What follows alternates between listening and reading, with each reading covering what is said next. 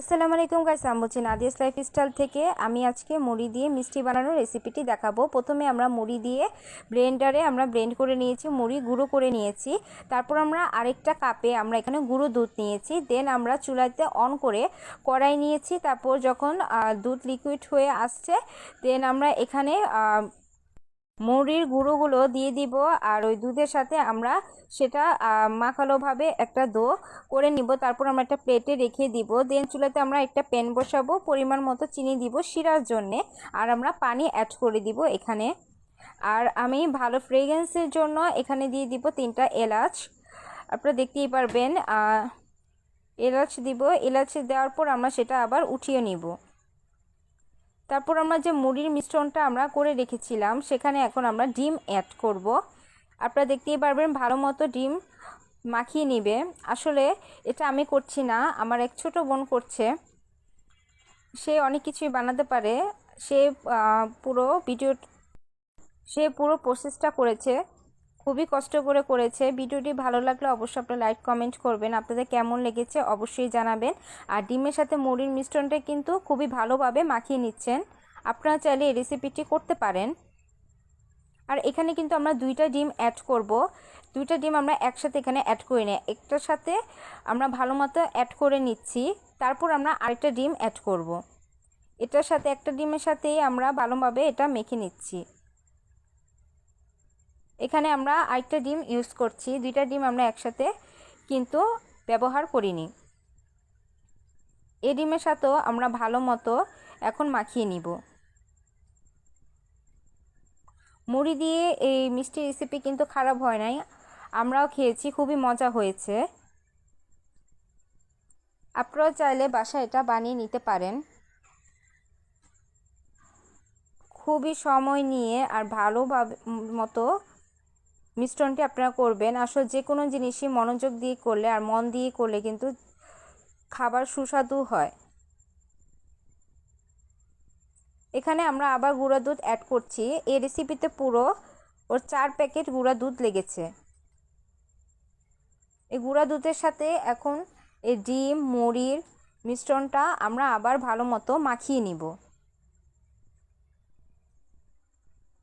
জিনিসটা তো যত বেশি মাখাবেন তত বেশি খাবারটা খেতে কিন্তু ভালো হবে, আর খাবারটা মিশ্রণ হবে ভালো মতো।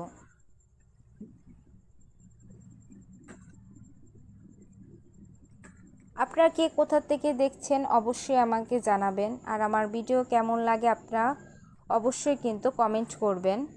আসলে ফেসবুকে আসলে কেউ কারোর সহায়তা ছাড়া কিন্তু মানুষ বড় হতে পারে না। আমরা এখানে কিন্তু বেকিং পাউডারও ব্যবহার করব, খুবই সামান্য পরিমাণে। তবে এখানে আমি আরও গুঁড়ো দুধ দিয়ে নিচ্ছি। আমরা আগেই বলেছি 4 প্যাকেট গুঁড়ো দুধ লেগেছে। প্রথমে আমরা নিয়েছিলাম, এখনও আমরা দিচ্ছি। আসলে যে কোনো জিনিস করতে অনেক সময় লাগে, কিন্তু খেতে একদমই সময় লাগে না। এটার সাথে আমরা আরও মাখিয়ে নিচ্ছি। যেটা বলছিলাম যে বেকিং পাউডার দিব, এখন সেটাই দিচ্ছি। আপনারা দেখতেই পারবেন অর্ধেক চামচও কিন্তু না, 3 ভাগের 1 ভাগ আপনারা বেকিং পাউডার দিয়ে নেবেন। আর এই মিষ্টি বানানোর জন্য আমাদের লাগবে ঘি। আপনারা দেখতেই পারবেন আমরা একটু পরেই ঘি ইউজ করব।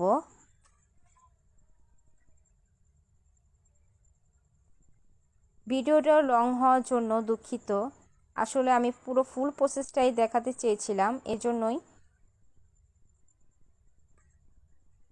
এখানে দেখেন 2 হাতে সে ঘি ভালোভাবে মাখিয়ে নিচ্ছে। আর এখন একটা করে শেপ দিবে। আসলে সে প্রথম বানিয়েছে, তাই হয়তো তার মিষ্টি শেপটা ভালো হয়নি, কিন্তু তার মন থেকে সে বানিয়েছে, সে চেষ্টা করেছে। তাকে এই জিনিসটা খুবই অ্যাপ্রিসিয়েট করলাম, কিন্তু খেতে কিন্তু খুবই সুস্বাদু হয়েছিল। আপনারা যারা ভালো শেপ দিতে পারেন আপনারা কিন্তু অবশ্যই মিষ্টি শেপের মতো লম্বা আর 2 পাশে ভালো শেপ দিয়ে নেবেন। ওই একটা করে শেপ করছে আর আরেকটা করে প্লেটে রেখে দিচ্ছে।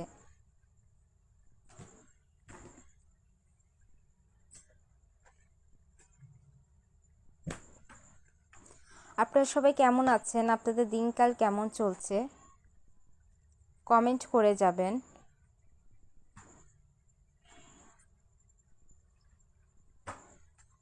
একটা করে শেপ করছে আর সে প্লেটে রাখছে। আর কড়াইতে কিন্তু তেল গরম করতে দিয়েছিলাম।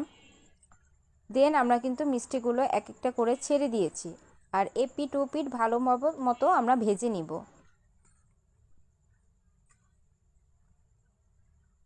আমরা একদম ঢেকে দিয়েছিলাম, তারপর এ তো উল্টিয়ে পাল্টিয়ে দিচ্ছি। খুব ভালো মতো খেয়াল করে ভাজতে হবে যাতে পুড়ে না যায় আর হালকা বাদামি বা লাল বর্ণের হয়।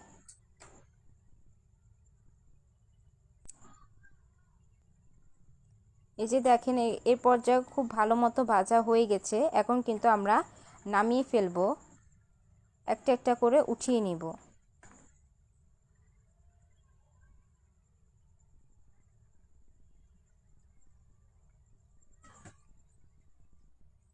একটা একটা করে মিষ্টি সে উঠিয়ে নিচ্ছে।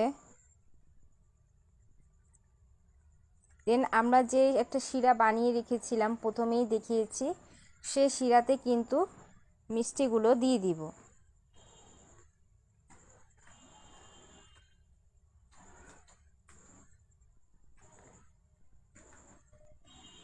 এই যে দেখতেই পারবেন যে শিরা আমরা মেক করে রেখেছিলাম, সেটাতে এখন ভাজা মিষ্টিগুলো দিয়ে দিব, যেগুলো আমরা একটু আগেই ভেজেছিলাম।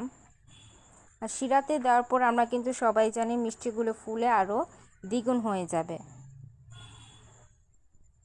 আপনাদের কাছে আমাদের এই রেসিপি কেমন লেগেছে অবশ্যই বলবেন।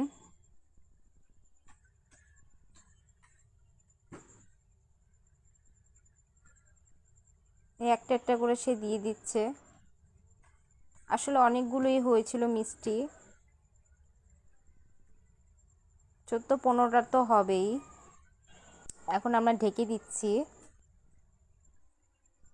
যখন শিরাতে ভালো মতো শিরা কমে যাবে, মিষ্টির ভিতর ঢুকে যাবে শিরাগুলো, দেখতেই পারবে মিষ্টিগুলো ডাবল ফুলে গেছে, তখন কিন্তু আমরা নামিয়ে নিব। মিষ্টিগুলো খেতে কিন্তু খুবই ভালো হয়েছিল, আমরা খেয়েছি। আপনারা চাইলে রেসিপি করতে পারেন। আজকে এই পর্যন্ত। আল্লাহ হাফেজ, আসসালামু আলাইকুম।